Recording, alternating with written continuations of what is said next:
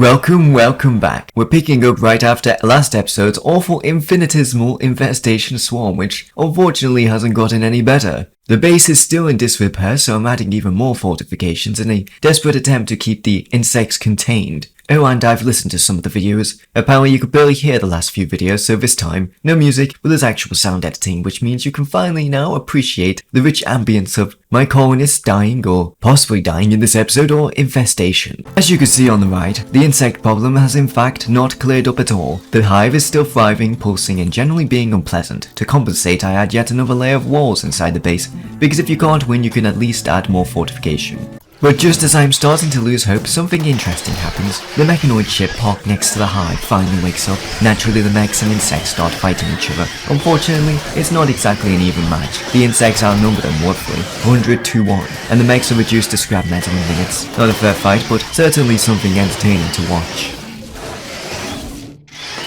Then in a rare act of generosity, allies from the Zadabe tribe arrive to help. And by help I mean, they directly go into the hive, get swarmed and die immediately. Spectacular work.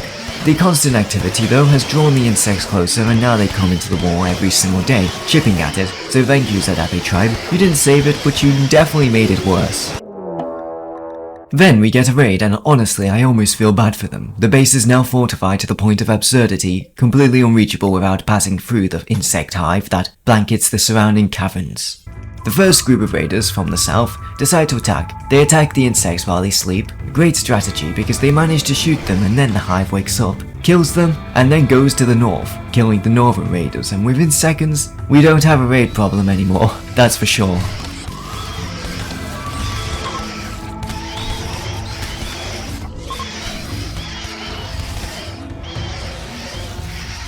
It doesn't stop there, a merchant caravan from the Jasmine Kingdom arrives next. Poor souls, they wander straight into the hive, valiantly killing around 10 or more of the insects before meeting the same fate.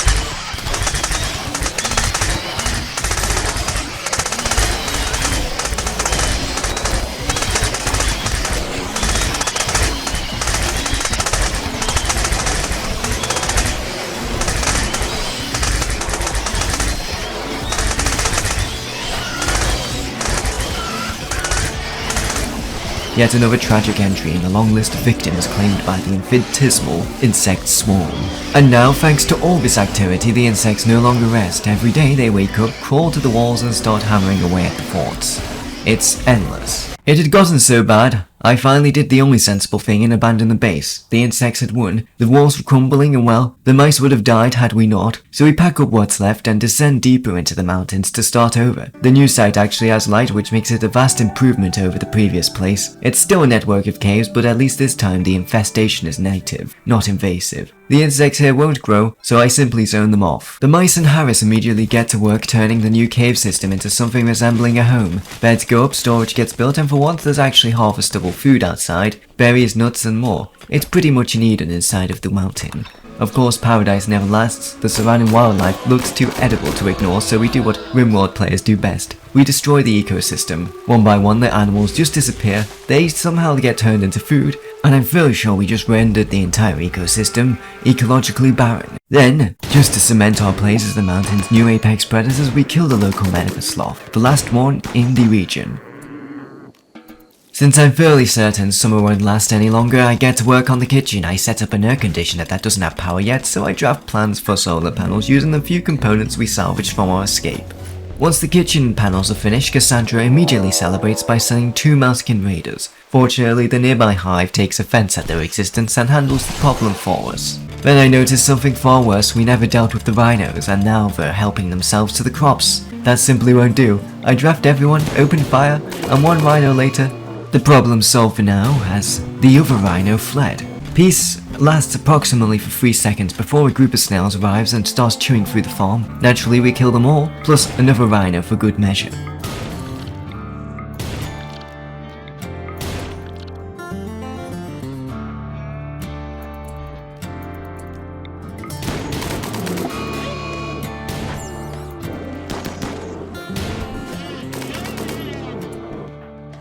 To prevent further intrusions, I construct a spike corridor at the entrance of the valley. It'll stop animals from reaching the farm, and more importantly, it'll double as a raid killer once something finally gets past the hive. Later, in our now animal blood-soaked colony, a transport pod crashes nearby, carrying a man named LP. He's injured, so I decide to rescue him, mostly because anyone who falls into our valley deserves at least a chance to survive. Naturally, he develops an infection almost immediately. Thankfully, everyone here is technically a doctor, so they patch him up quickly, though I do have to wonder where that infection came from. Surely it couldn't be the literal ocean of dead animal blood coating the ground? Unlikely. With LP stabilized, I put everyone to work strip mining the mountain. We need components, steel, and stone. Then against all odds, a party breaks out. Apparently everyone's happy. There's sunshine, breathable air, and the faint smell of decaying wildlife. But the celebration doesn't last as a raid arrives. The raiders, in their infinite wisdom, attack the native hive first. They destroy it and get downed in the process, leaving behind a new problem: angry insects. 2 mega spiders crawl out and into the valley, but the colonists are ready. They unload everything, doing a firing squad on them until the spiders collapse.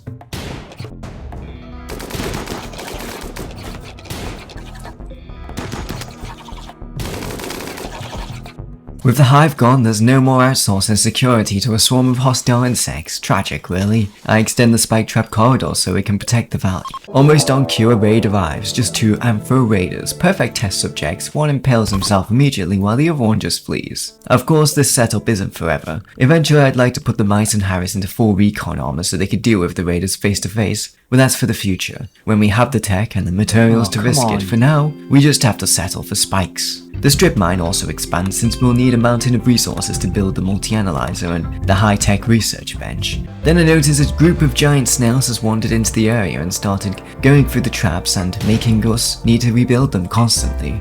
I then mark them for extermination and they die quickly. Now the grass is covered in massive piles of frozen snail meat. It's grotesque but practical. Nobody is starving here, not while the ecosystem keeps walking in and dying on its own. With the farm secure and food piling up, I decide it's time to finish the job. To hunt everything. The goal is simple: nothing moves in this valley except the colonists. The wildlife list shrinks line by line, and honestly it's satisfying. To keep it that way, I build a wall with a single door at the mouth of the cave, 2 of them actually, which conveniently is the only entrance to the entire map. Now animals and insects cannot wander in, and any raider that destroys it will be funneled neatly into the spike corridor. If we ever need meat, we can just open the door, shoot something, and close it again. Soon after, 3 Mousekin Raiders arrive. 2 are instantly impaled on the traps, and the 3rd one panics and runs, proving yet again the corridor doesn't miss. Then a local Goetto toad goes mad, but before anyone can react, it does the same. With the outside world sufficiently pacified, I set the colonists to carve out a dedicated research wing. Then the quest The Sad Nomads appears. Amanda, Hodges and Zot arrive looking for refuge. I accept because that means we can build faster and progress faster. They'll only stay for a while, but that's long enough to push the colony into overdrive. The new research table goes up in the lab and we can finally finish researching multi-analyzers. With that running, I start carving out a storeroom deeper in the mountain. The stonecutter's benches are moved there too, freeing up the space around the entrance. The result is a neat, multi-purpose room, part storage and part workshop. The refugees leave soon after. They don't stay long, but they worked hard and that's all anyone can ask for on this planet. As they leave, I finish an extension of the spike corridor. Cassandra immediately rewards this improvement with what might be the most ironic event yet.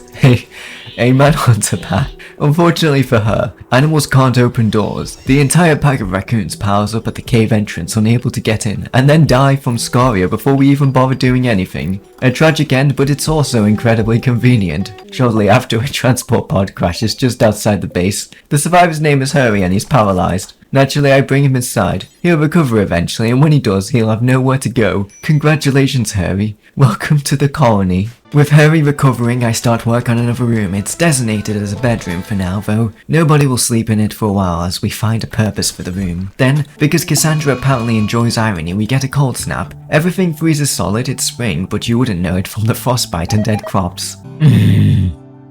Every fucking time, it just fucking freezes the shit out of my fucking things.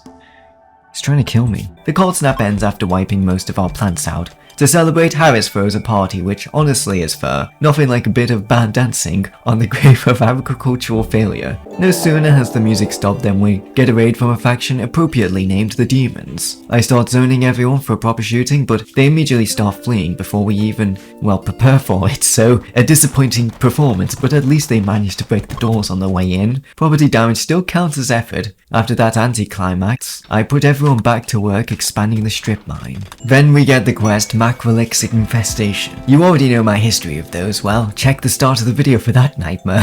Macrolic joins the colony immediately, absolutely drenched in insect pheromones. Not a great first impression, but he gets the spare bedroom anyway. When the infestation hits, everyone is drafted. There's no hesitation here, we need to kill it before it spreads. The first hive spawns alarmingly close to the base, so we'll load everything we've got onto it.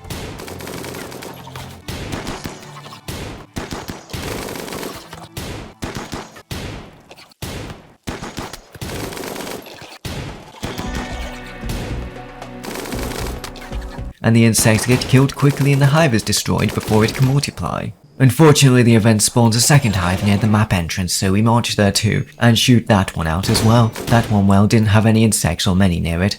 Then, in a stroke of perfect irony, we immediately get a cargo pod full of giant spider silk. Cassandra clearly has a sense of humor. And just as we're recovering, a transport pod crashes nearby with a survivor named Javier. We rescue him, patch him up, and he promptly joins the colony, apparently grateful to be alive and completely unaware of what kind of place he just signed up for. A new bedroom goes up for him, bringing the colony's total members to 7. At this point, it's starting to feel less like a settlement and more like a formation of a small army. Then we get a raid. 8 raiders this time. They're finally starting to scale up, which means Cassandra has remembered we exist. All available colonists with guns or bows are drafted and take their positions. In the middle of this, Macrolic decides it's the perfect time to flirt with Stripetail or Harris. It's hard to tell which since they're married to each other. Unsurprisingly, he gets rejected. Even more unsurprisingly, he immediately gets shot. I took him behind a wall with the rest of the colonists to keep him from dying from both embarrassment and bullets. The remaining raiders push into the rest of the spike trap corridor and promptly shredded. They flee, leaving behind a beautiful collection of guns. The guns are ours now, obviously. No rest for the competent though, a quest immediately pops up: the Forsaken Travelers. 2 brothers, Theo and his siblings, ask to stay for 16 days. I accept, thinking it'll be nice to have extra hands around the base. They arrive and within minutes Theo goes into an insulting spree and starts a fight with Stripetail. 16 days later suddenly looks like a long time. Oh, what's this? Another area revealed. Perfect. More trees, more farmable land, and even a few nut and berry bushes. All thanks to the ever-expanding strip mine. Meanwhile, Macrolic has entered a full emotional spiral. He's observed 8 corpses and has been rejected by Stripetail. Also somehow by Mustard, who, ironically, was interested in him earlier. It's entirely of his own making, and eventually, he just gives up and leaves the colony. Good luck out there, Macrolic. Back home, with morale sinking from the mountain of corpses piling up in the tunnels, I finally build a crematorium to start cleaning up the mess. It's not glamorous, but at least the colonists will stop having mental breaks every time they go working. Then Theo decides to take a smoke leaf binge as his chosen form of breakdown. Honestly, it's the healthiest coping mechanism everyone's had in the colony for months now. After sobering up, he officially joins the colony. I guess he enjoyed the weed that much. Then we get a raid, a big one. I draft everyone and prepare for a proper gunfight. Finally, some action. But before the first shot's even fired, most of the raiders walk straight into the spike traps and die. The survivors panic and flee immediately. With that sorted, I draw up plans to extend the trap corridor so it connects directly to the main entrance doors. If they're going to die like lemmings, I might as well make it efficient. Meanwhile, Ole, Theo's brother, decides to woo Harry, not through conversational gifts but by arousing him. Direct but effective, and just like that we have our second couple in the colony. There's only one issue: Ole hasn't actually joined the colony, so this relationship might be on borrowed time. Still, I build them a double bed. Ironically, while the builders are working on Theo's new bedroom above, we just repurpose Harry's old bed for him. Then we get a quest, Paid Psychic Droner. It targets only women. Luckily, there are no women in the colony. Problem solved before it starts. I accept immediately for 7 honor for Mustard. A completely free reward for doing absolutely nothing. Cassandra's generosity truly knows no bounds. However, not all is well in paradise. Ole betrays the colony. Turns out his affection for Harry was just a clever cover for treachery. He shoots Theo with a bow, dropping him instantly. Before things get worse though, Javier steps in and headshots Ole with his shotgun. Naturally, Harry and Theo aren't exactly thrilled about the whole situation. They've just been betrayed, and Harry's gotten heartbreak from this, and Theo, well, he's lost a brother. This tends to put a damper on morale. Then, as if to offer the perfect distraction, we get the quest Labourers for the Dominion of Seske. They want 2 colonists in exchange for 2 advanced components, a fair deal I think, since we desperately need them. I send Harry and Theo both to earn the reward and to give them some emotional distance from the situation that had just occurred. Back at home, I expand the strip mine again, though it's starting to feel redundant now. The ground penetrating scanner is finally online, which means we can start, well, mining the ground instead of mining the walls. Then of course Cassandra strikes again, an infestation, right while Harry and Theo are away. Perfect timing. I draft everyone immediately and start learning the insects one by one into the spike corridor. The Narrows choke point does its job beautifully, the bugs die in heaps and the hive collapses.